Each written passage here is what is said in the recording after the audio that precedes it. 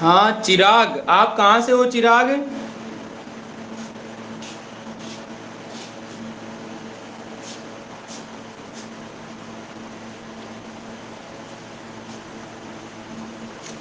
आपकी आवाज नहीं आ रही मेरे पास पूरी।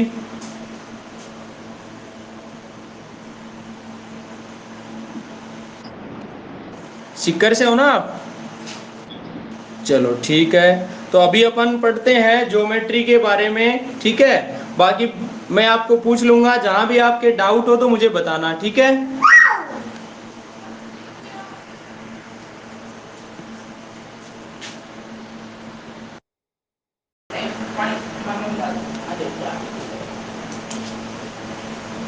तो दोस्तों अपन बात कर रहे थे किसकी, वृत्त की।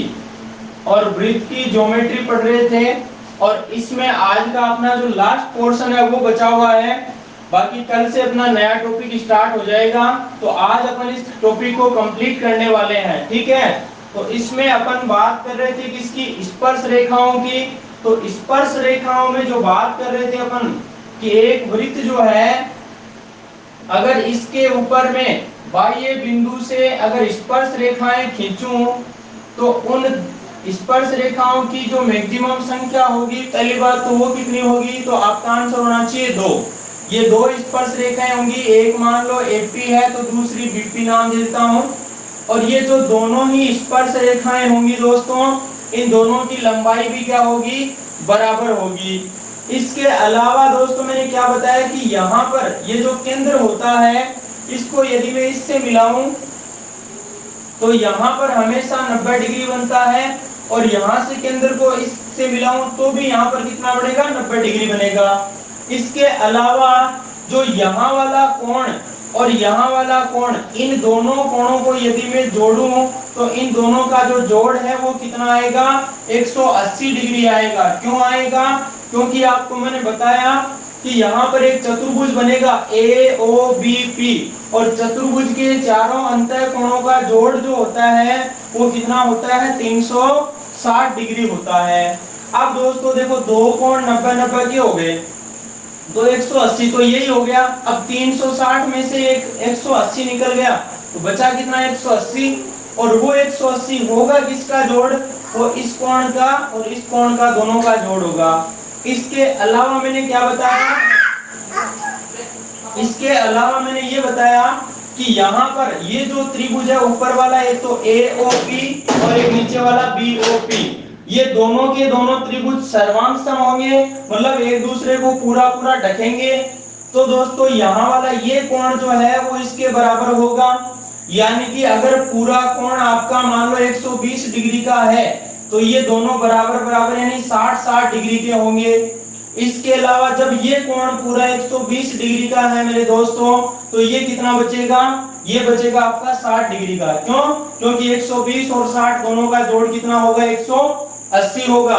और ये वाला जो क्वेश्चन आना मेरे दोस्तों, इससे रिलेटेड क्वेश्चन है, चाहे आपकी एसएससी हो, चाहे बैंक हो, चाहे आर्मी हो, चाहे रेलवे हो, चाहे आपकी रीट हो, चाहे पटवार हो, चाहे फॉरेस्टर हो, यानी चाहे इंडिया लेवल की या राजस्थान लेवल की जो एग्जाम, कोई सी भी एग्जाम हो जिसमें क्या हो, ये ज्योमेट्री आती हो या फिर क्या बोलते हैं क्षेत्रमिति आती हो, तो उसका क्वेश्चन पक्का एग्जाम में आता है, ठीक है ना। और बाकी ध्यान से देख लेना कि इन दोनों कोणों का जोड़ कितना होता है, 180। तो यहाँ वाला कोण 120 है तो ये कितना हो जाएगा, 60। यहाँ वाला 110 है तो ये 70 हो जाएगा। यानी दोनों का मामला ये होना चाहिए कि जोड़ 180 बनना चाहिए।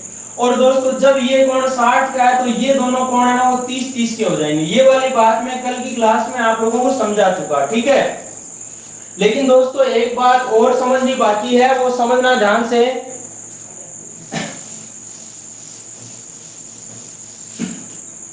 कि यदि एक वृत्त है और इस वृत्त की त्रिज्या आपको दे दी जाती है और यहां पर ये इसका केंद्र O है और बाह्य बिंदु मान लेता हूं P। बाह्य बिंदु P से क्या खींच दी जाती है, एक स्पर्श रेखा खींच दी जाती है, ये वाली, ये स्पर्श रेखा खींच दी मान लो PA। और आपको क्या कह दिया कि यहां पर केंद्र से बाह्य बिंदु के बीच की दूरी दे दी आपको, और ये जो त्रिज्या है इसका मान भी दे दिया, और आपको पूछ लिया कि स्पर्श रेखा की लंबाई बताओ क्या होगी। तो ये वाला क्वेश्चन एग्जाम में पुटअप होता है। तो समझना मेरे मित्रों ध्यान से कि यहाँ वाला जो कोण है वो कितना होता है 90 डिग्री का, और जिस त्रिभुज में एक कोण 90 का बन गया वो होता है आपका समकोण त्रिभुज, और समकोण त्रिभुज में 90 के सामने की भुजा होती है कर्ण, और पास वाला ये आधार, और एक हो गया लंब। अब आधार लंब इन दोनों में से कोई से को भी नाम दे सकते हो। सीधी सी बात ये दोस्तों इसमें लगने वाली है पाइथागोरस प्रमेय। तो पाइथागोरस प्रमेय क्या कहती है कि 90 के सामने वाली भुजा का स्क्वायर यानी ओपी का स्क्वायर, कर्ण का स्क्वायर, वो किसके बराबर होगा, आधार का स्क्वायर प्लस लंब का स्क्वायर के बराबर, यानी ओए का स्क्वायर प्लस एपी का स्क्वायर के बराबर होगा। OA का स्क्वायर प्लस AP का स्क्वायर के बराबर होगा। ये वाली बात ध्यान में रखनी है। और दोस्तों इसका उल्टा अगर मैं इस त्रिज्या का मान निकालना चाहूं या फिर AP का मान निकालना चाहूं तो वो क्या करूंगा, अगर मुझे OA का मान चाहिए तब तो मैं OP का स्क्वायर में से किसको घटा दूंगा, AP का स्क्वायर को घटा दूंगा, और यदि मुझे AP का स्क्वायर चाहिए तो मैं OP का स्क्वायर में से OA का स्क्वायर घटा दूंगा। अब दोस्तों ये तो मैंने बता दिया है कॉन्सेप्ट, और इसके आधार पे आप लोगों को क्वेश्चन दे रहा हूं क्या कि ओ वृत्त वाले, सॉरी ओ केंद्र वाले,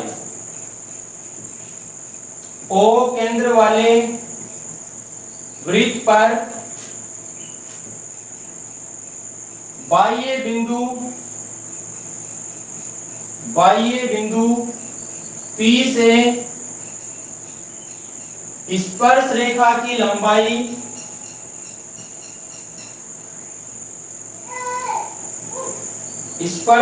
रेखा की लंबाई क्या होगी यदि OP बराबर 25 सेंटीमीटर तथा वृत्त की त्रिज्या 7 सेंटीमीटर है। ये वाला सवाल आपके सामने है और मुझे इसका जवाब दीजिए आप सभी लोग।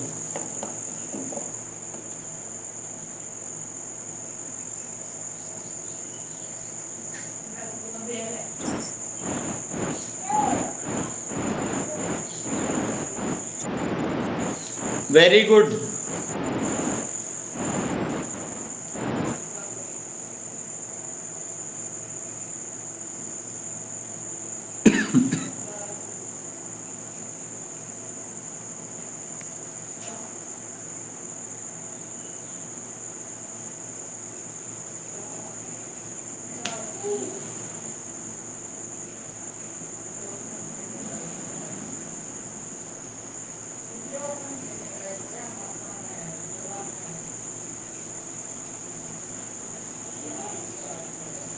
चलिए दोस्तों बताइए जल्दी से इसका आंसर देखें।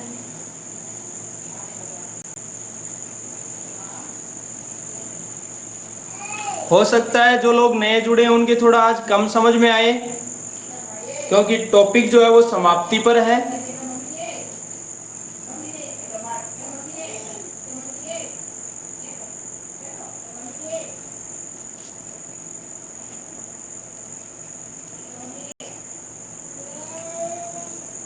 बता दूं क्या,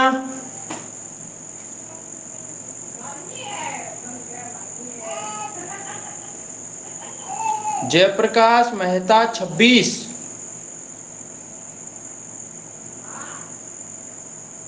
अनिल भास्कर के भी 26,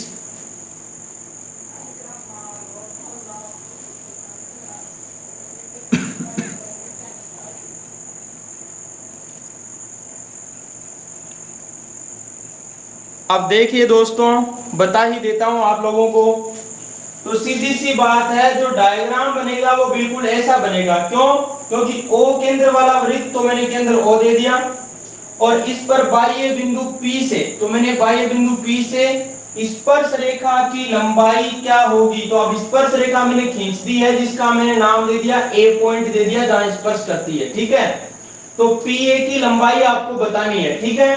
अब दोस्तों दे क्या रखा, आपको ओपी की लंबाई दे रखी है, ओपी का मान कितना दे रखा है 25, ठीक है। और वृत्त की त्रिज्या दे रखी है 7।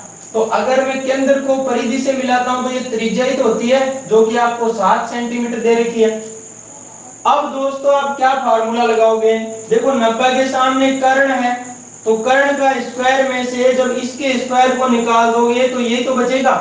तो सीधी सी बात है, अगर आपको एपी का मान चाहिए तो एपी का स्क्वायर बराबर 25 का स्क्वायर माइनस कितना 7 का स्क्वायर, ठीक है। तो 25 का स्क्वायर होता है 625 और 7 का होता है 49। जब आप इसमें से घटाओगे तो 15 में से 9 गया 6 बचा, 11 में से 4 गया 7 बचा और ये बचा 5, तो 576 हो गया। जब एपी का स्क्वायर बराबर 576 है तो एपी का मान क्या हो जाएगा, इसका रूट हो जाएगा, और वो कितना होगा 24 सेंटीमीटर। क्योंकि आप 24 का स्क्वायर करते हो तब जाके कितना आता है 576 आता है। तो स्पर्श रेखा की लंबाई जो है मेरे दोस्तों, यानी आपका आंसर जो है वो कितना बनेगा 24 सेंटीमीटर बनेगा। बात समझ में आई कि नहीं आई।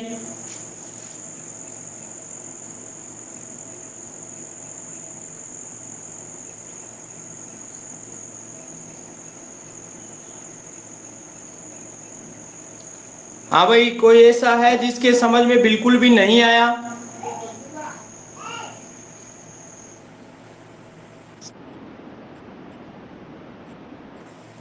क्यों,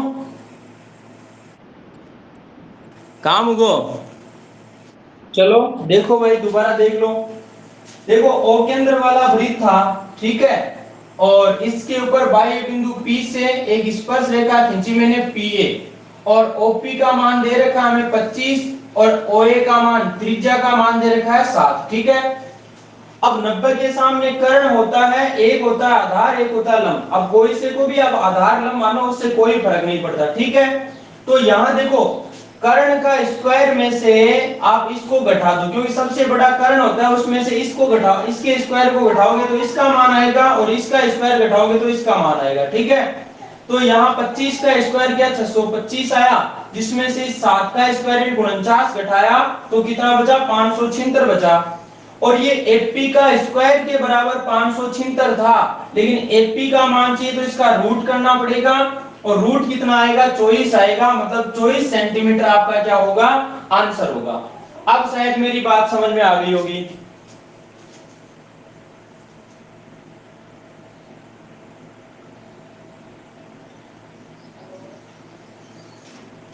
दिलीप कुमार आ गई ना। हाँ अनिल भास्कर, आपके समझ में आई कि नहीं आई। अनिल भास्कर, ओके भाई। अब दोस्तों चलते हैं अपन आगे। देखिए इसी तरीके का क्वेश्चन बनता है अपना,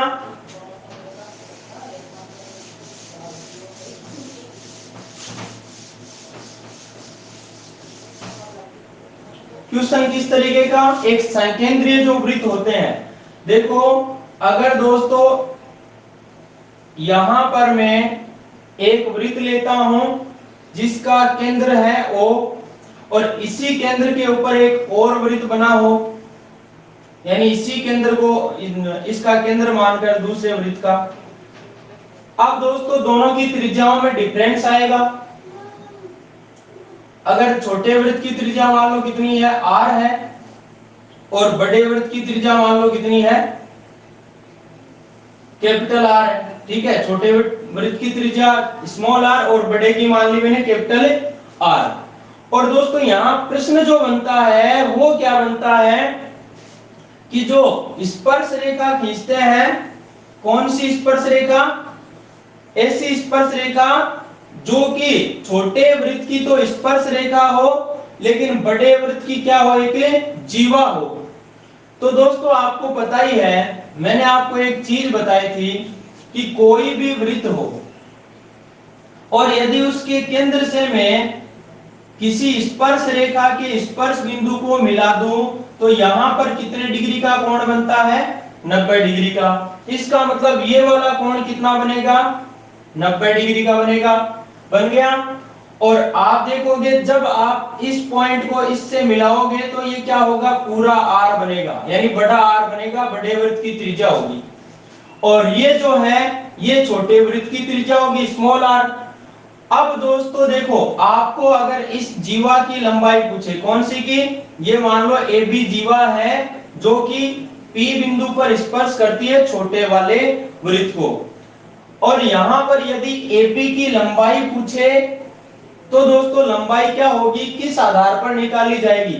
देखो आपको पता है 90, एक बार इस त्रिभुज में देखिए OPB में, तो यहां पर देखो 90 के सामने कर्ण है R और ये लंब हो गया स्मॉल r, और BP का मान आपका आ जाएगा, कैसे आएगा BP का मान, BP का मान आएगा कर्ण का स्क्वायर यानी R का स्क्वायर माइनस छोटी भुजाएं लंब जो है स्मॉल r का स्क्वायर, और यहाँ स्क्वायर था इसलिए स्क्वायर हटाने के लिए क्या करना पड़ेगा, इसका रूट करना पड़ेगा। मतलब BP का मान आ चुका, जितना मान BP का आया उतना ही मान किसका होगा, AP का होगा। ये दोनों मान क्या होंगे मेरे मित्रों, बराबर होंगे। तो यहां पर यदि आपको सीधा सीधा किसका मान पूछ ले, AB का मान पूछ ले, AB का मतलब जीवा की लंबाई, बड़े वृत्त की जीवा, बड़े वृत्त की जीवा की लंबाई आपको अगर पूछ ले तो वो लंबाई क्या आएगी, AP, या फिर AP का मान आएगा वो कितना आएगा, 2 बार रूट कैपिटल R का स्क्वायर माइनस स्मॉल r का स्क्वायर, यानी बड़े वृत्त की त्रिज्या का स्क्वायर माइनस छोटे वृत्त की त्रिज्या का स्क्वायर। ये वाली बात बड़ी इंपॉर्टेंट है मेरे मित्रों, ध्यान से समझना। और इससे रिलेटेड जो क्वेश्चन बनता है वो किस तरीके से बनता है वो बना देता हूं। देखिए, दो सकेंद्रीय वृत्तों, दो सकेंद्रीय वृत्तों की त्रिज्याएं क्रमशः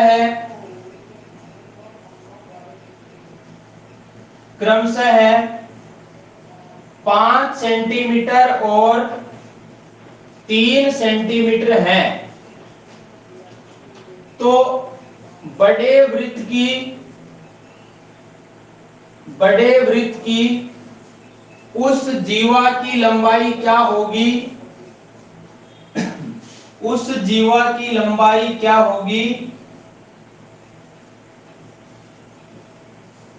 जो छोटे वृत्त को स्पर्श करती है।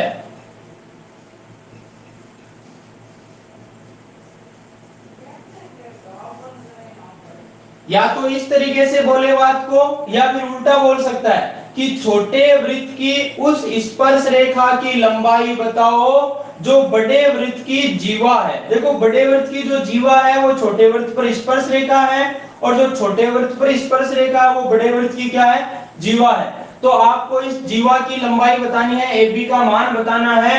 फटाक से मुझे जवाब दीजिए मेरे मित्रों। शाबाश मेरे लाडले, शाबाश, जल्दी बताओ, देखिए सभी लोग करो, देखिए प्रयास, कोशिश करने वालों की कभी हार नहीं होती, और बिना कोशिश के नैया पार नहीं होती।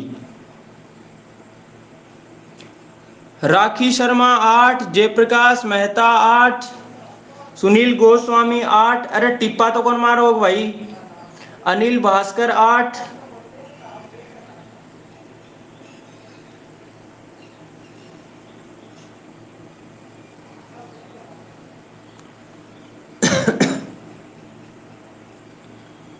सत्रह लोगों में से 4-5 लोगों के जवाब आए हैं, बाकी सब नींद में अभी, है ना। संतोष बुनकर 8,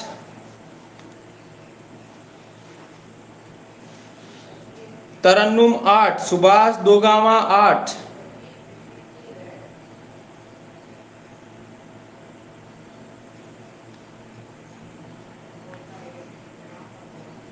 चलो अब मैं बता देता हूं आप लोगों को,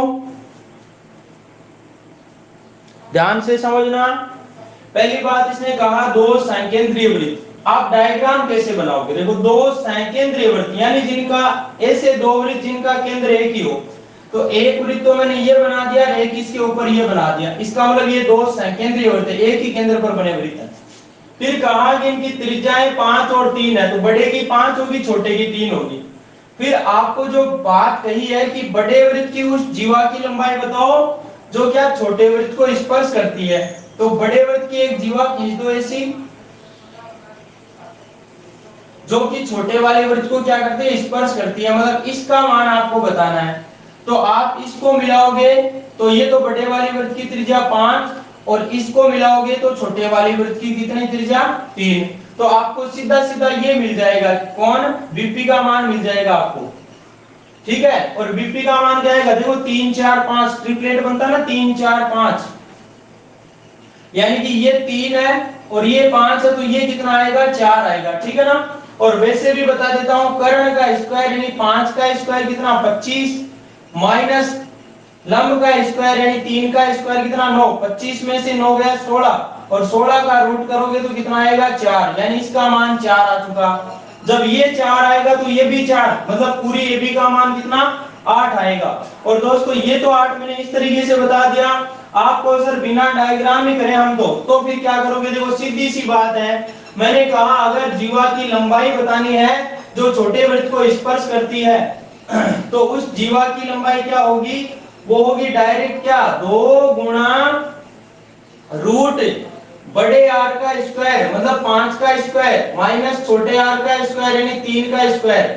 तो 2 गुणा 5 का स्क्वायर 25 माइनस 3 का स्क्वायर 9, तो 25 में से 9 गया 16 और 16 का रूट करोगे तो कितना आएगा 4।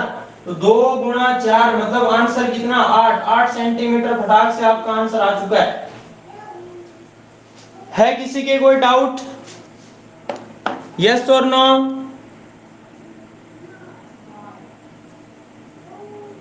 किसी के भी अगर कोई समस्या हो तो बताइए मित्रों।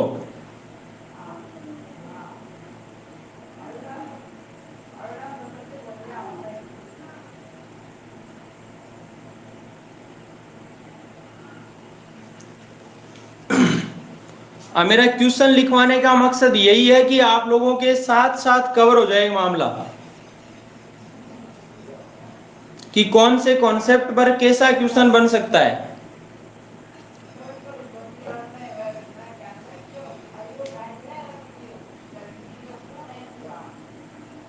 अब दोस्तों चलते हैं अपन आगे।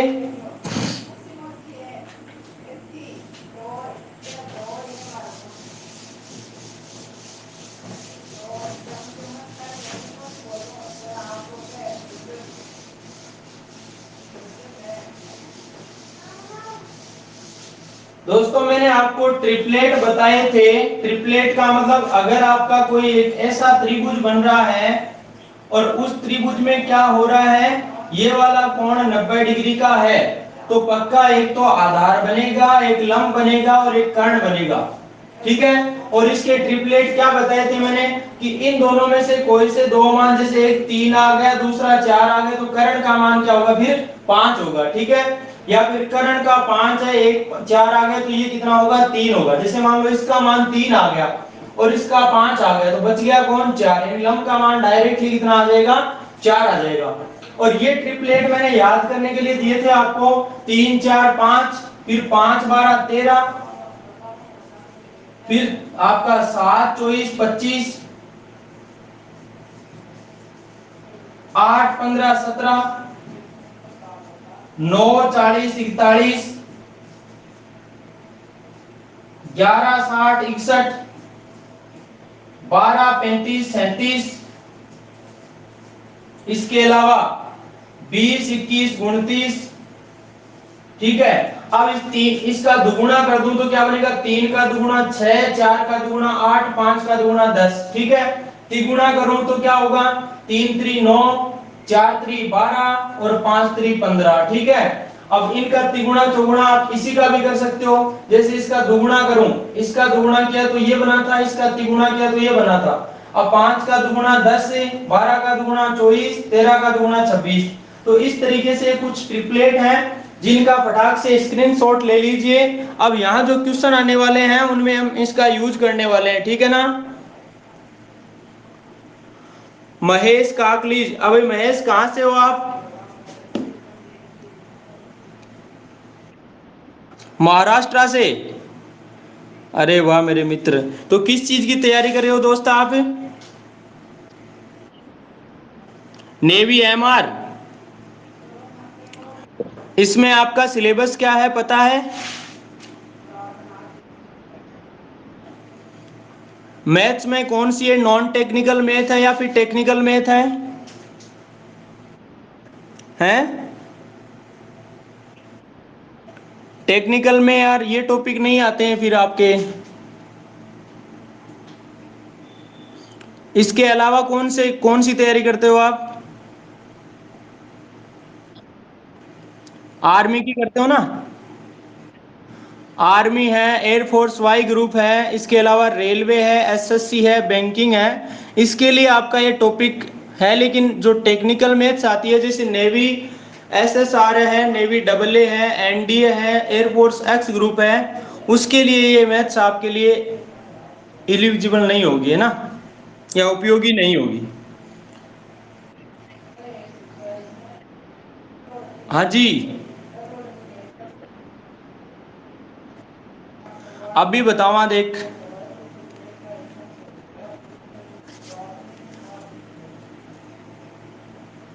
तो महेश कुमार आपके समझ में तो आया क्या ये? हाँ, अभी ये बीच में से चल रहा टॉपिक, कल अपना नया टॉपिक स्टार्ट हो जाएगा, तो कल से आप रेगुलर लीजिए, आज की क्लास देख लीजिए, है ना। बाकी आपके कोई डाउट है तो बीच में आप बोल सकते हो, कोई समस्या हो तो आप पूछ सकते हो ना। बिल्कुल, अपनी जो क्लास है वो ऑफलाइन क्लास की तरह ही है, बस सिर्फ इतना फर्क है कि आप वहां बैठे हैं, महाराष्ट्र बैठे देख सकते हो, बस इतना फायदा आपका, है ना।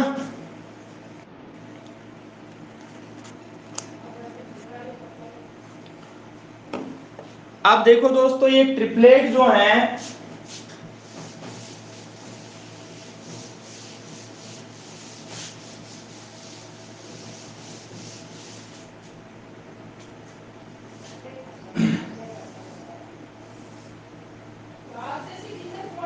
यहां पर इसके लिए मान रखा होता है क्या कि तीन चीजें होती है, जिसमें एक तो मान होता है क्या 2m, और दूसरा होता है एम स्क्वायर माइनस वन, और तीसरा होता है एम स्क्वायर प्लस वन।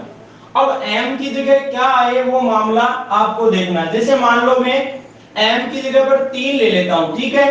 अब m की जगह मैंने 3 रखा, 3 रखने से ये क्या बन गया, 3 गुना 2 यानी 6, ठीक है। और यहाँ 3 रखा तो 3 का स्क्वायर 9, माइनस कितना 1, तो 9 में से 1 गया, कितना बचा 8। और ये बना तीसरा, m का स्क्वायर मतलब 3 का स्क्वायर कर दो प्लस 1, तो 3 का स्क्वायर कितना 9 प्लस 1 कितना बन जाएगा 10।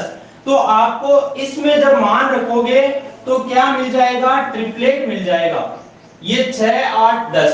इसी तरीके से मान लो जैसे आपने m का मान लो यहां पर कितना रख दिया, m का मान रख दिया, या फिर 2m का मान ले लिया आपने, क्या इसका मान आपने 14 ले लिया, ठीक है, इसका मान 14 ले लिया। अब 14 लोगे तो क्या होगा, देखो 2 गुना 7 मतलब m का मान 7 होगा, ये 14 बन गया।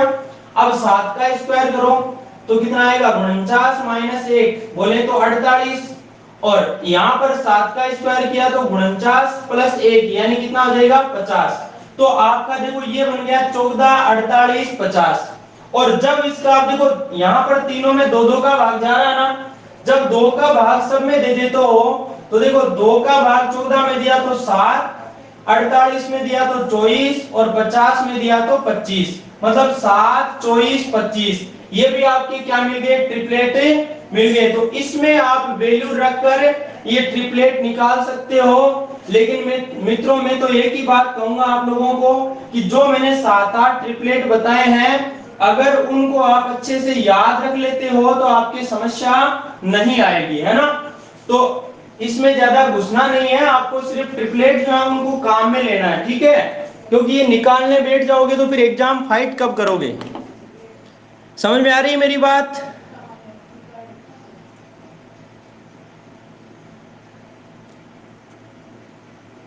ये वाली बात मेरी समझ में आई क्या सभी के?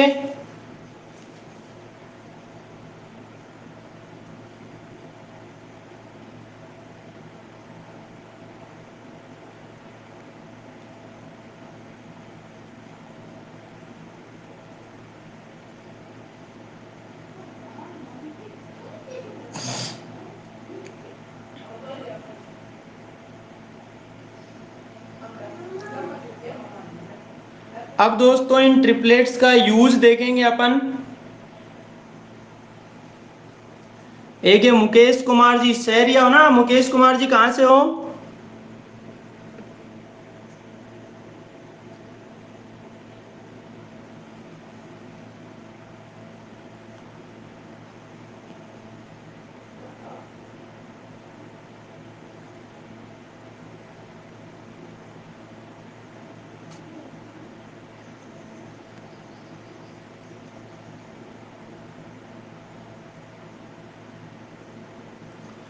अब देखिए दोस्तों, चलते हैं अपन आगे।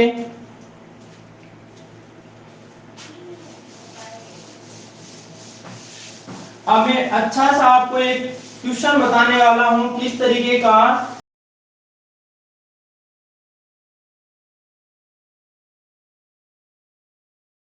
दो जीवाएं होती है जो कि समांतर होती है, और उन समांतर जीवाओं के बीच की यदि आपको दूरी पूछे तो वो दूरी कैसे निकाली जाती है, वो वाली बात मैं आपको समझाने वाला हूं।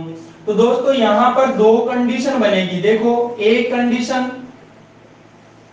तो ये बनेगी कि जैसे दोनों जीवाएं जो हैं वो केंद्र के क्या हो, एक तो इस साइड में आ गई और दूसरी इस साइड में आ गई, मतलब केंद्र के विपरीत और हो जाए। और एक कंडीशन ये बनती है कि दोनों जीवाएं जो हैं वो केंद्र के एक ही साइड में हो, चाहे ऊपर हो चाहे नीचे हो, चाहे इस साइड में हो चाहे इस साइड में, लेकिन हो दोनों की दोनों एक साइड में। जैसे मैं कहूं एक जीवा तो यहां आ गई और दूसरी जीवा इसके समांतर कहां आ गई, यहां आ गई। ये दो जीवाएं हैं जो कि समांतर हैं, ठीक है। जीवाओं का मतलब क्या होता है कि एक वृत्त जिसके दो परिधि पर कोई भी दो बिंदुओं को यदि आप मिला दो तो क्या बनेगी, जीवा बनेगी, ठीक है। जैसे मैं इस बिंदु को यदि इस बिंदु से मिलाऊं तो वो भी क्या होगी, एक जीवा होगी। अगर मैं इस बिंदु को इस बिंदु से मिलाऊं तो वो भी क्या होगी, जीवा होगी, ठीक है। तो यहां पर ये जीवाएं हैं, और लेकिन जीवाएं कौन सी ली है, समांतर, मतलब दोनों के बीच का डिफरेंस जो है वो हमेशा क्या रहे, बराबर रहे। दोस्तों कॉन्सेप्ट को समझना ध्यान से, शांति बनाए रखना, बस थोड़ी सी धैर्य रखना। यहां पर देखो एक जीवा का नाम दे रहा हूं ए बी, दूसरी जीवा का नाम दे रहा हूं सी बी, ठीक है। और दोस्तों यदि मैं इस जीवा पर यहां से लंब डाल दूं, कहां से, केंद्र से, ये लंब मैंने डाला और मान लो बिंदु P पर जा गिरा, ठीक है। और दूसरा मैंने यहां से इस पर लंब डाला जो बिंदु Q पर जा गया, ठीक है। अब दोस्तों मैं ये बात बता चुका हूं आप लोगों को कि अगर कोई भी वृत्त हो और उस वृत्त के केंद्र से यदि किसी भी जीवा पर, ये जीवा है जिस पर केंद्र से यदि लंब डाला जाए तो वो उस जीवा को दो बराबर भागों में बांट देती है। इसका मतलब ये वाला पोर्शन इसके बराबर होगा। बराबर होने का मतलब जैसे जीवा की लंबाई मान लो 20 है तो दोस्तों ये क्या होगी, 10 10 में बढ़ जाएगी, ठीक है। ये वाली बात शायद क्लियर हो गई होगी। तो इसका मतलब ये हुआ कि ये वाला पोर्शन तो इसके बराबर होगा और ये वाला पोर्शन इसके बराबर होगा। अब दोस्तों जैसे मान लो आपकी एक जीवा की O से Q की लंबाई मान लो क्या है, D1 है, ठीक है। और दूसरी लंबाई ये क्या है, D2 है। तो अगर आपको क्या हो कि दोनों जीवाओं के बीच की दूरी पूछे, क्या पूछ रहा है, समांतर जीवाओं के बीच की दूरी, समांतर जीवाओं के बीच की दूरी, बीच की दूरी, तो यहां पर दोनों अगर केंद्र के विपरीत ओर हो तब तो क्या होगी, D1 प्लस D2 होगी। और यदि यहां पर क्या हो, ये दोनों विपरीत ओर ना होकर एक ही ओर हो तो क्या होगा, जैसे मान लो इस जीवा की लंबाई मान लो D1 है, सॉरी इस जीवा से केंद्र से दूरी जो है वो d1 है, और ये वाली जो दूरी है वो क्या है, d2 है। ठीक है, तो इन दोनों के बीच की ये जो दूरी आएगी वो क्या होगी, d1 माइनस d2 होगी। ठीक है, यहां पर जो दूरी होगी वो क्या होगी, d1 माइनस d2 होगी, और यहां पर क्या होगी, d1 प्लस d2 होगी। ये दोनों बातें आपके ध्यान में रखनी चाहिए आपको, और इसका फटाक से स्क्रीनशॉट ले लीजिए, और कोई डाउट है तो मुझे पूछ लीजिए एक बार, फिर इसका क्वेश्चन करने वाले हैं हम लोग। हाँ मुकेश जी, आप केलवाड़ा से हैं, अभी बात हुई थी अपनी।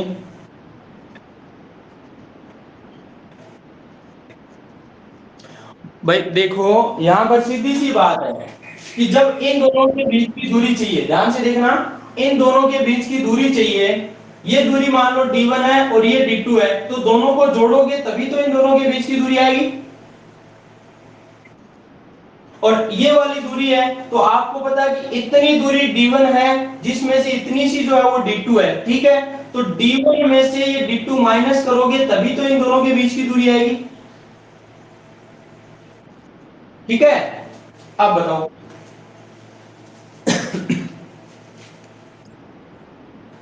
बताइए।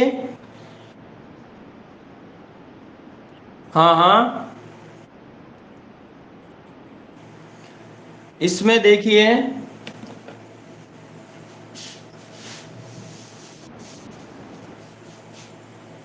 ये बनाया मैंने सर्किल, और इस सर्किल में क्या है, यहां पर जो केंद्र है, इस केंद्र के एक ही साइड में एक जीवा तो ये आ गई, और दूसरी जीवा ये आ गई। ठीक है, और आपको यदि इन दोनों के बीच की दूरी, ये दूरी पूछे, तो वो दूरी कैसे निकालोगे आप, तो आपको ये पता होना चाहिए कि भाई इस बिंदु से अगर मैं छोटी वाली जीवा, इसकी जो दूरी है वो दूरी अगर मैं d1 लेता हूं, कौन सी दूरी, बड़ी वाली दूरी, केंद्र से लेके यहां तक, यानी कि OP का मान ले रहा हूं यहां पर मैं, OP का मान अगर d1 हो, और ये मान लो बिंदु Q है, तो OQ का मान क्या हो, ये वाला, ये दूरी जो है वो d2 हो। तो यहां पर अगर पूरी d1 है और ये इतनी सी d2 है, तो ये QP जो है या फिर PQ की लंबाई है वो क्या होगी, d1 माइनस d2 होगी। अब राखी शर्मा समझ में आ गया क्या, बताइए। बैठ गया है सौदा।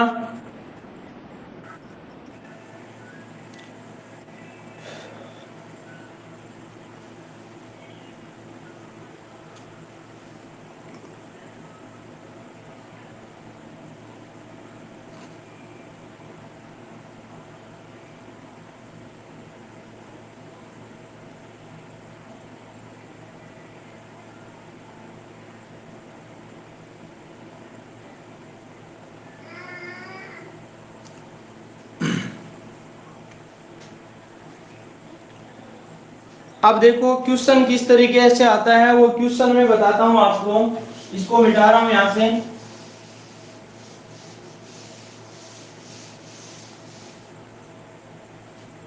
क्वेश्चन ये है, एक वृत्त की दो समांतर जीवाएं, दो समांतर जीवाएं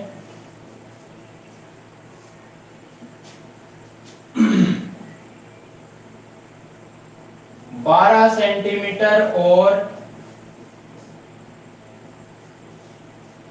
16 सेंटीमीटर हैं, यदि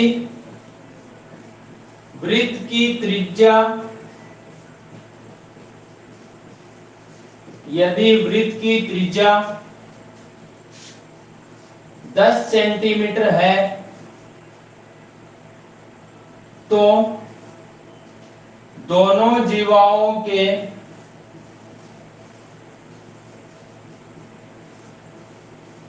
बीच की दूरी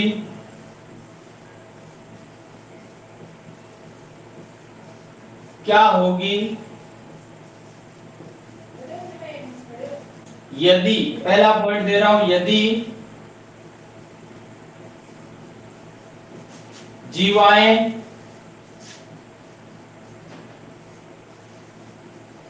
केंद्र के विपरीत हो, विपरीत और हो, मतलब दोनों एक दूसरे केंद्र के विपरीत हैं। और दूसरी बात, जीवाएं केंद्र के एक और हों,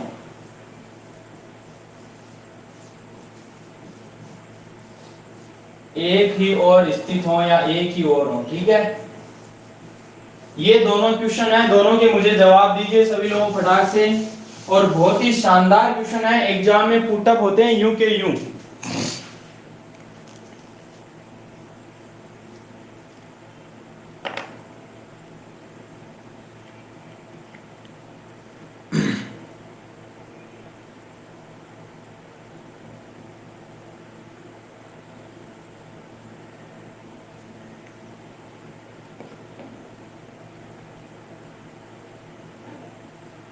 जयप्रकाश मेहता 14 सेंटीमीटर।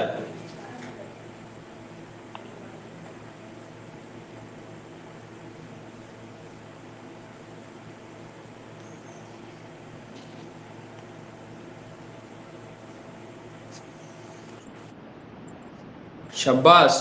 दूसरे का है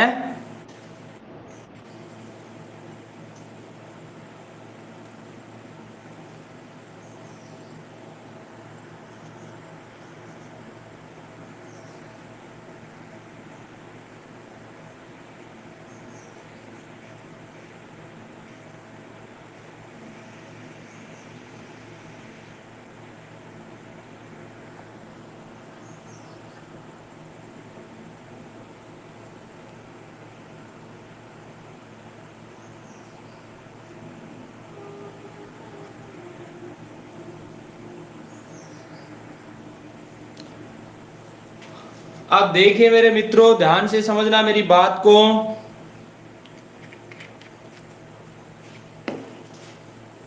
देखो यहां पर मैं पहले क्वेश्चन का डायग्राम बना रहा हूं कि जीवाएं केंद्र के विपरीत ओर हो। ठीक है, तो मैंने सर्किल बनाया, एक मिनट,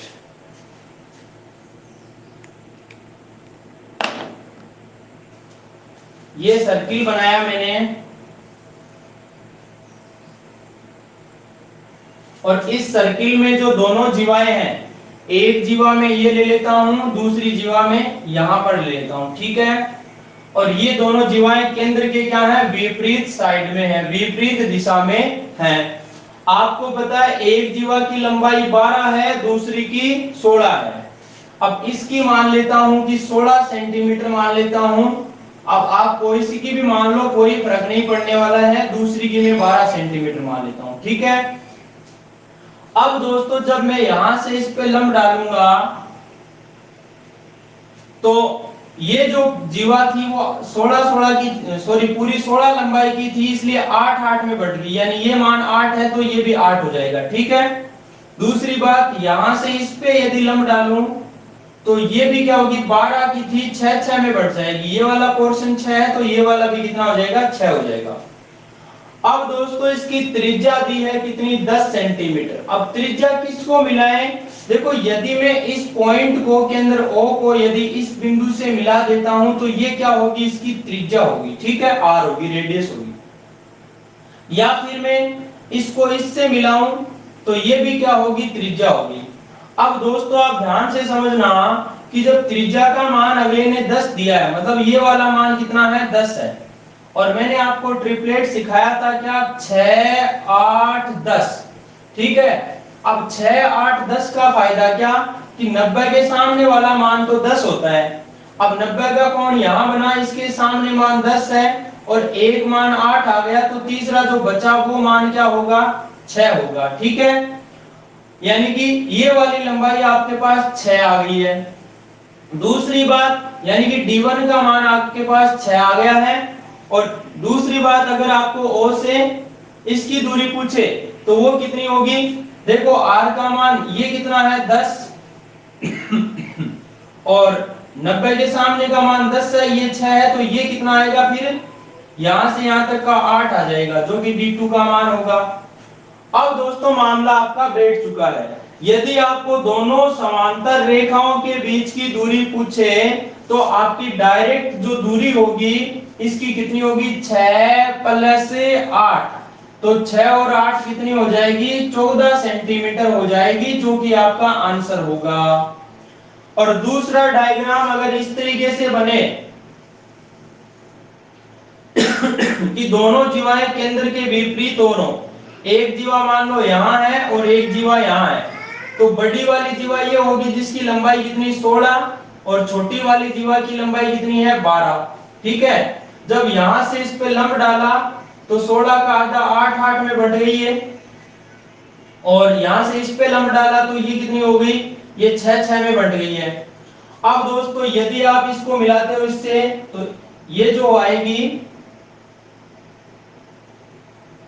ये त्रिज्या होगी जिसका मान 10 दे रखा है। अब ये 10 दे रखा है, ये 8 है, तो दोस्तों पक्का इसका मान कितना होगा, 6 होगा, यहां से यहां तक का।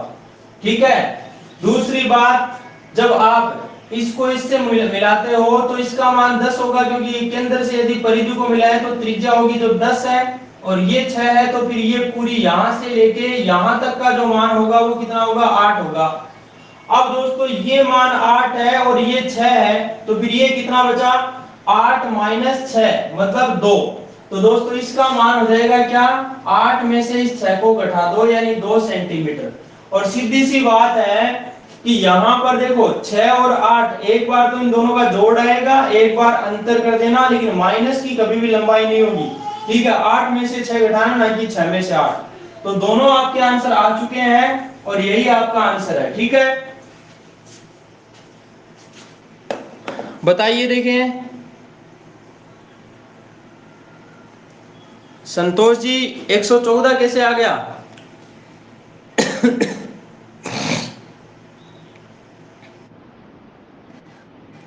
पहले का 114, अच्छा पहले का 14, ठीक ठीक ठीक, समझ गया। दूसरे का -2 नहीं आएगा,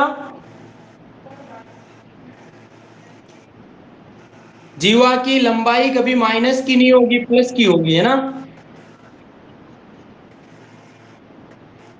और किसी के कोई दिक्कत, किसी के भी कोई समस्या है क्या?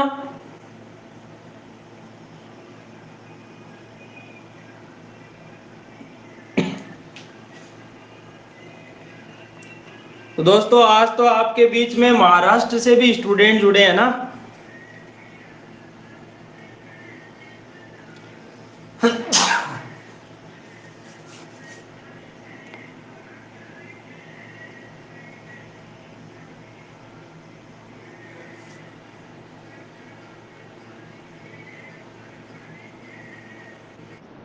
हाँ जी,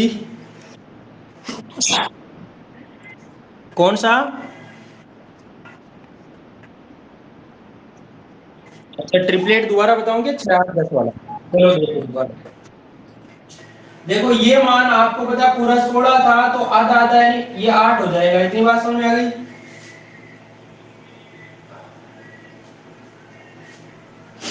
यहाँ पर देखो ये मान 8 है और 90 के सामने 10 है, तो आपको पता है एक 10 आ गया, एक 8 आ गया, तो तीसरा क्या बचेगा, 6। अब ये मान 6 आया, इसी तरीके से इसमें देखो कि 90 के सामने ये 10 है और ये 6 है, तो फिर ये कितना बचा, 8। तो इन दोनों का जब यहां से लेके यहां तक की दूरी निकालोगे तो वो कितनी हो जाएगी, 6 प्लस 8 यानी 14 हो जाएगी। ठीक है,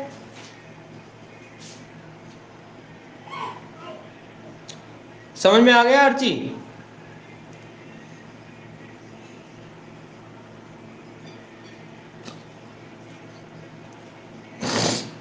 चलिए दोस्तों आगे चलते हैं अपन।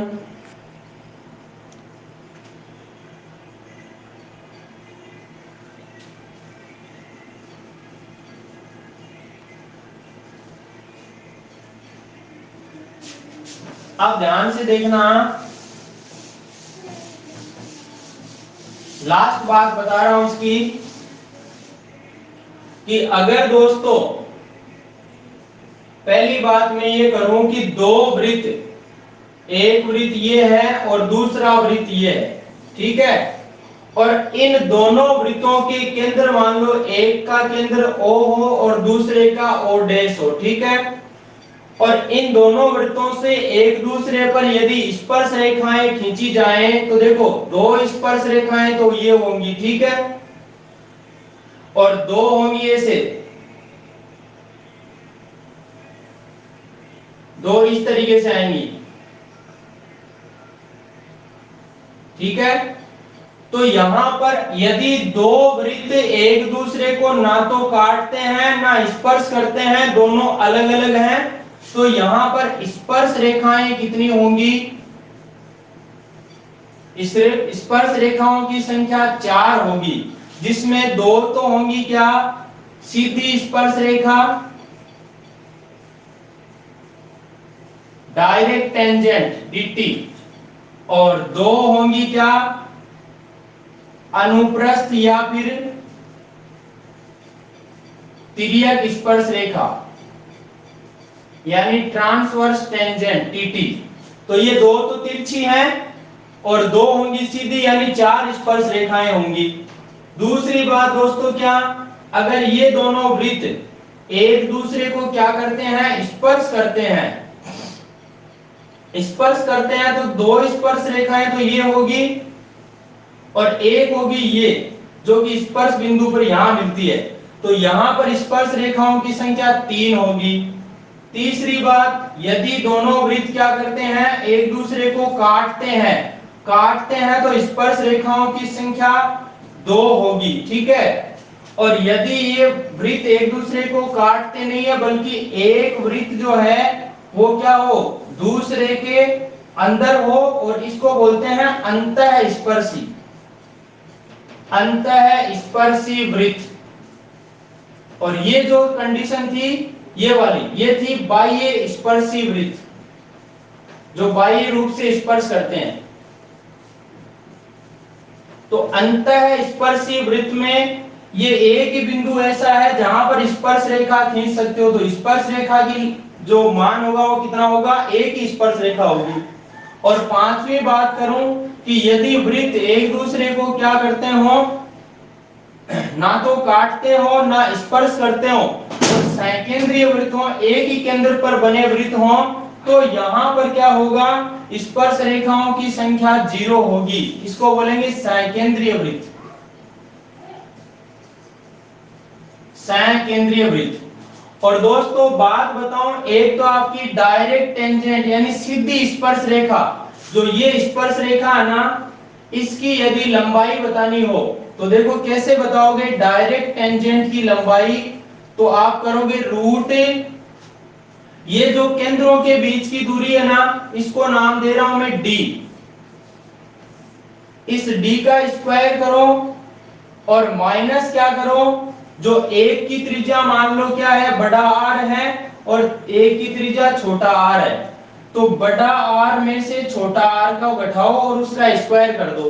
d तो क्या चीज है यहाँ पर? केंद्रों के बीच की दूरी, और r माइनस r यानी बड़े वृत्त की त्रिज्या माइनस छोटे वृत्त की त्रिज्या का स्क्वायर कर दोगे तो डायरेक्ट टेंजेंट यानी सीधी स्पर्श रेखा की लंबाई आ जाएगी। और दूसरी बात, ट्रांसवर्स टेंजेंट, ट्रांसवर्स का मतलब तिरछी, जो तिर्यक स्पर्श रेखा है, इसकी लंबाई निकालनी हो, यानी इस वाली की लंबाई, तो वो क्या होगी? d का स्क्वायर माइनस यहां पर दोनों की त्रिज्याओं को जोड़ के और उसका स्क्वायर कर देना, सीधी सी बात है। ये वाली बात ध्यान में रखना। समझ में आ गई मेरी बात?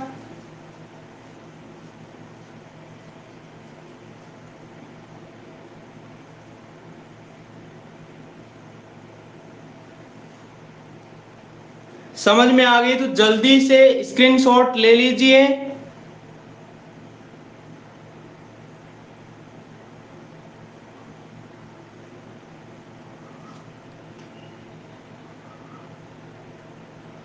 फिर एक बात आपको और बता देता हूं जल्दी से, लास्ट एंड फाइनल, छोटी सी बात बची है, बोर्ड पे जगह नहीं थी। तो देखो वो बात क्या है?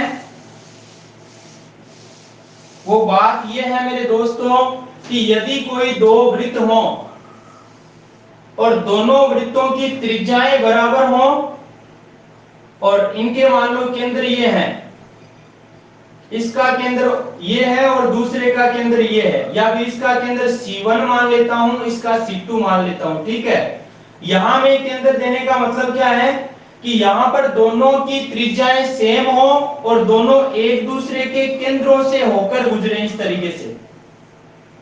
मतलब ये वाला जो वृत्त है वो तो इस केंद्र से गुजर रहा है और ये वाला वृत्त इसके केंद्र से गुजर रहा है, ठीक है। तो इनके बीच की दूरी, जो केंद्रों के बीच की दूरी होगी वो क्या होगी, वृत्त की त्रिज्या होगी, ठीक है। क्यों होगी, क्योंकि आपको पता है इसको इससे मिलाते हैं तो वृत्त की त्रिज्या आती है। दूसरी बात, ये जो जहां पे दोनों वृत्त क्या करते हैं, क्रॉस करते हैं, तो इनकी ये उभयनिष्ठ जीवा होती है जिसका नाम मैं दे रहा हूं AB।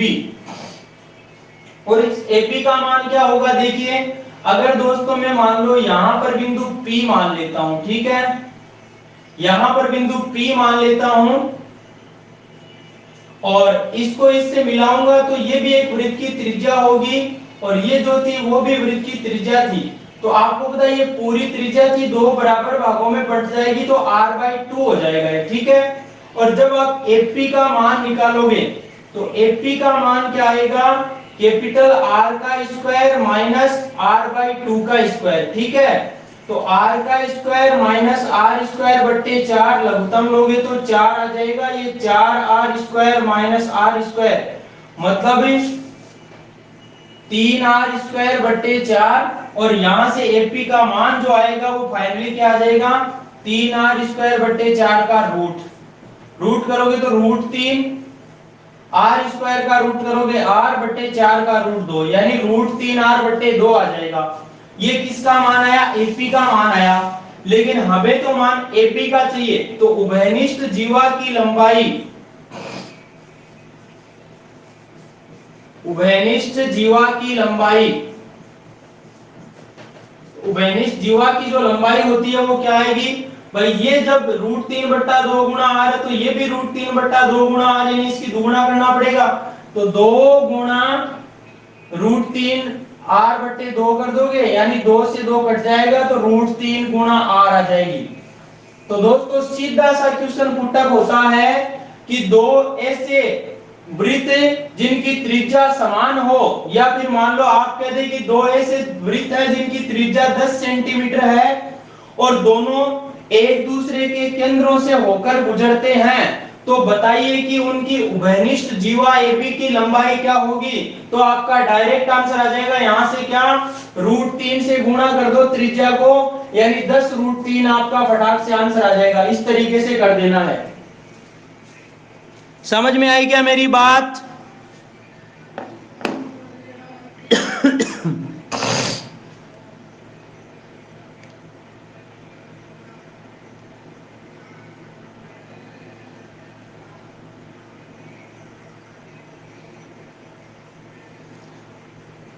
और एक बात और बता दूं आप लोगों को कि यहां पर जो त्रिभुज बनेगा ना ये वाला, इसको इससे मिलाओगे तो AC1C2 त्रिभुज AC1C2, ये जो त्रिभुज होगा वो समबाहु त्रिभुज होगा। आप कहोगे सर क्यों?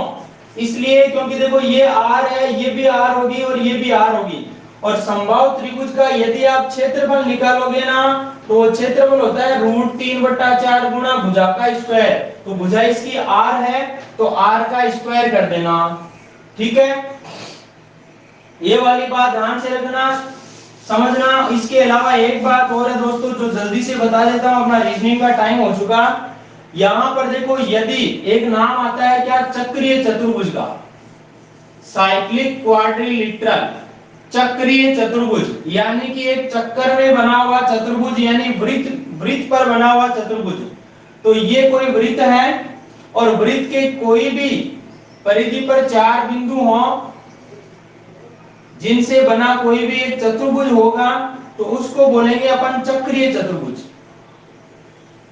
ये ABCD जो है वो एक चक्रीय चतुर्भुज होगा। क्या नाम होगा इसका? ABCD नाम दे रहा हूं। ये एक चक्रीय चतुर्भुज होगा और चक्रीय चतुर्भुज की विशेषता क्या होती है, कि जो आमने सामने के कोण है ना मेरे दोस्तों, ये और ये, इन दोनों का जोड़ 180 होता है, यानी A प्लस सी का जोड़ 180 होगा और दूसरा B और D का जोड़ इन दोनों का 180 होगा। तो चक्रीय चतुर्भुज में क्या होता है, आमने सामने के कोणों का जोड़ 180 होता है। मतलब जैसे ये वाला कोण आपको मान लो 100 डिग्री का दे दिया तो ये वाला 80 डिग्री का होगा, ये वाला आपको 90 डिग्री का दे दिया तो ये भी 90 का होगा। और दूसरी बात, इनके जो विकर्ण होते हैं ना, इनके जो विकर्ण होते हैं,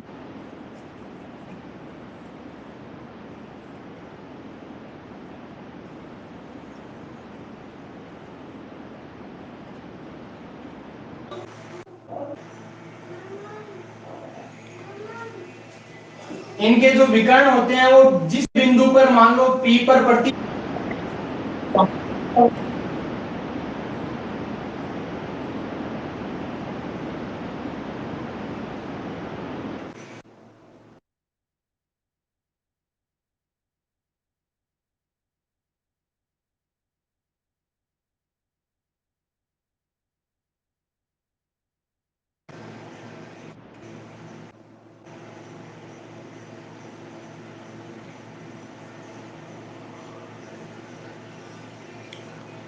दोस्तों थोड़ा सा डिस्टरबेंस हुआ, उसके लिए माफी चाहता हूं।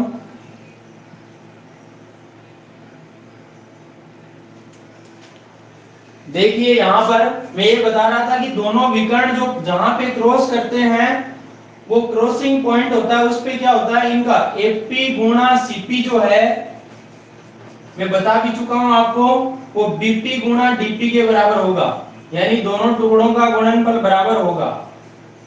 एपी गुणा सीपी जो है वो बीपी गुणा डीपी के बराबर होगा। ये वाली बात आपको बता चुका हूं, ठीक है।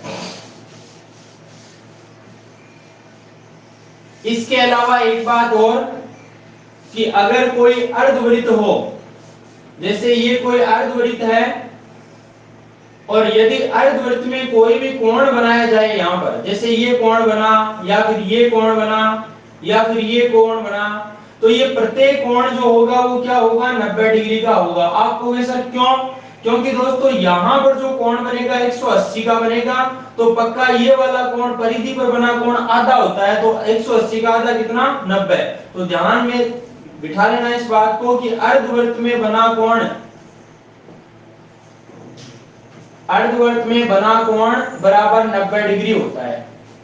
बस फिट है मामला, ठीक है दोस्तों,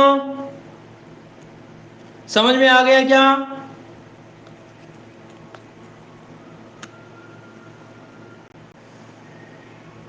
ये आपकी ज्योमेट्री कंप्लीट है। हाँ जी, कौन सा?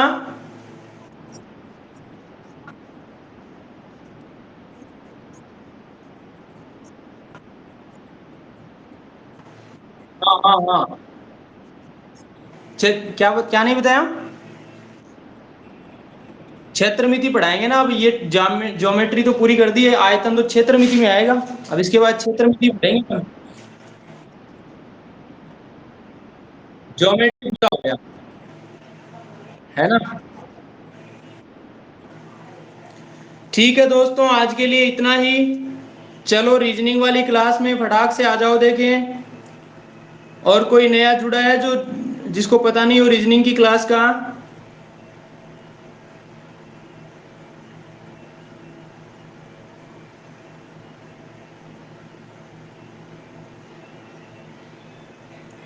ओके भाई, आ जाओ रीजनिंग वाली क्लास में, आ जाओ फटाक से।